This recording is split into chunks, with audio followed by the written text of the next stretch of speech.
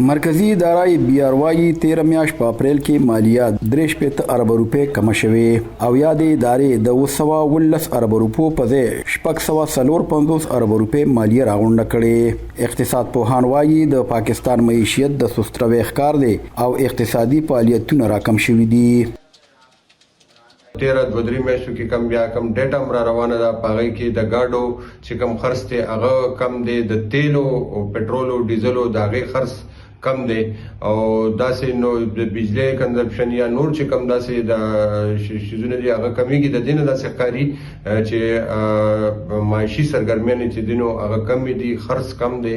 او داغه اثر چې دینو هغه د ټیکس په کمه په صورت کې مخامخ روان دی. مالیاتی اداره بیاروایی روان مالی کال په 10 میاشتو کې د 2023 کال د جولای نه تر 2024 کال تر اپریل پورې د 2.4 ټریلیون روپو هدف په مقابل 2.3 ټریلیون روپے مالیه ترلاسه شوې او په دې کې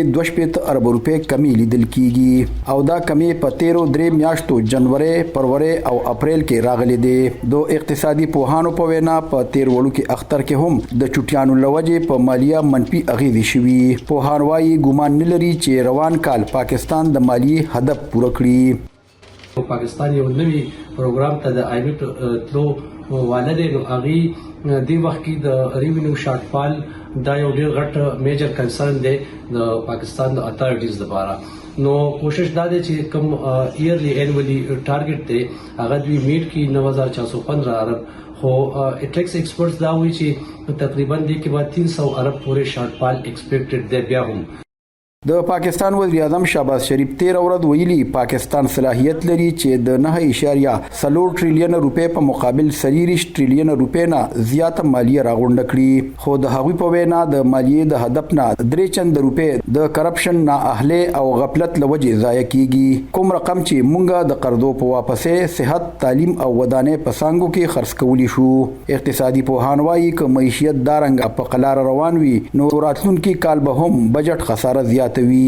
IMF سره پاکستان کوم خبره روانه دي یا پاکستان چې خپل کم ضرورت هم دي نو هغه د دې چې ټیکس چې دینو هغه را روان بجټ کې نور داغه ټارګټ سی وکول دي